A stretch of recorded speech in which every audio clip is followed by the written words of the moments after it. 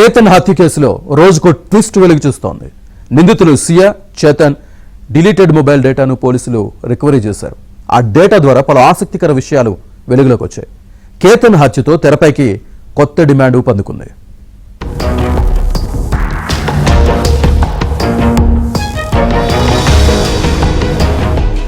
మహారాష్ట్ర పూణేకు చెందిన real estate వ్యాపారి కేతన్ అగర్వాల్ హత్య కేసు దర్యాప్తులో రోజుకు కొత్త విషయం వెలుగులోకి వస్తోంది.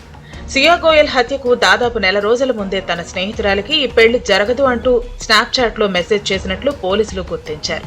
ఈ మెసేజ్ హత్యకు చాలా కాలం ముందే కుట్ర పన్నినట్లు అనుమానాల్ని బలపరుస్తోందని అధికారులు భావిస్తున్నారు.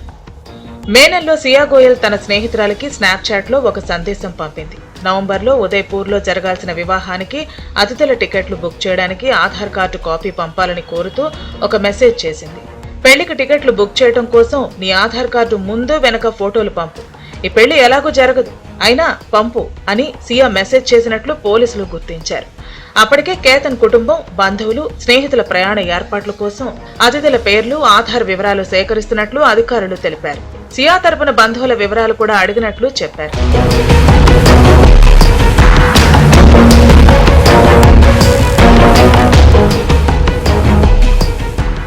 ఇక ఈ స్నాప్చాట్ సందేశం నిజమైనదేనా అనే విషయాన్ని పోలీసులు సాంకేతికంగా పరిశీలిస్తున్నారు. అలాగే సియా స్నేహితురాల్ని విచారించి కేతన్ హత్య గురించి ముందే తెలుసా, సియా పెళ్లి జరగదని ఎందుకు చెప్పింది, తన ప్లాన్ విషయాన్ని సియా ఎప్పుడైనా చెప్పిందా అనే అంశాలపై సమాచారం సేకరించనున్నట్లు తెలుస్తోంది. కేతన్ అగర్వాల్ హత్య కేసులో 20 ఏళ్ల సియా గోయల్, 22 ఏళ్ల చేతన్ చౌదరిని పోలీసులు గత నెలలో అరెస్టు చేశారు. దర్యాప్తు ప్రకారం జూన్ 18న పూణే సమీపంలోని లోహగఢ్ కోటకు కేతన్ అగర్వాల్ ను తీసుకెళ్లారు. అక్కడ లోయలోకి తోసి హత్య చేసినట్లు ఆరోపణలు ఉన్నాయి. అనంతరం ప్రమాదవశాత్తు కింద పడిపోయినట్లు చిత్రీకరించే ప్రయత్నం చేసినట్లు పోలీసులు అనుమానిస్తున్నారు.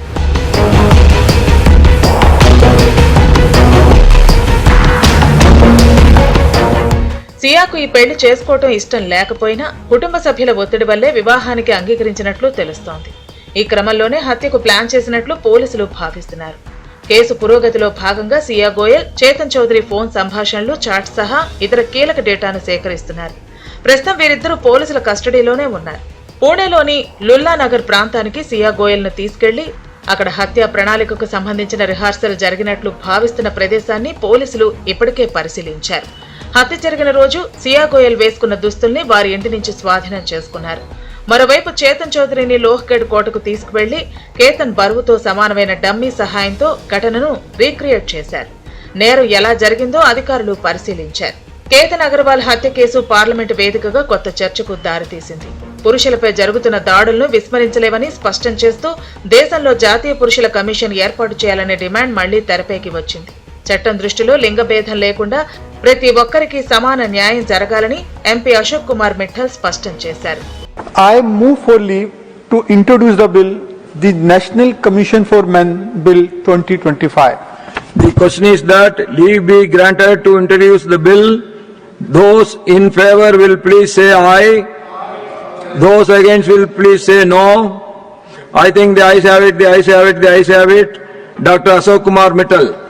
I introduce the bill. అదలా ఉంటే కేతన్ కుటుంబంలో మరో విషాదం చోటు చేసుకుంది.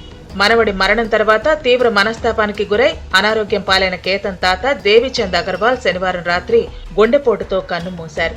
మనవడు హత్యకు గురైనప్పటి నుంచి ఆయన ఆరోగ్యం క్షీణించిందని కుటుంబ సభ్యులు తెలిపారు.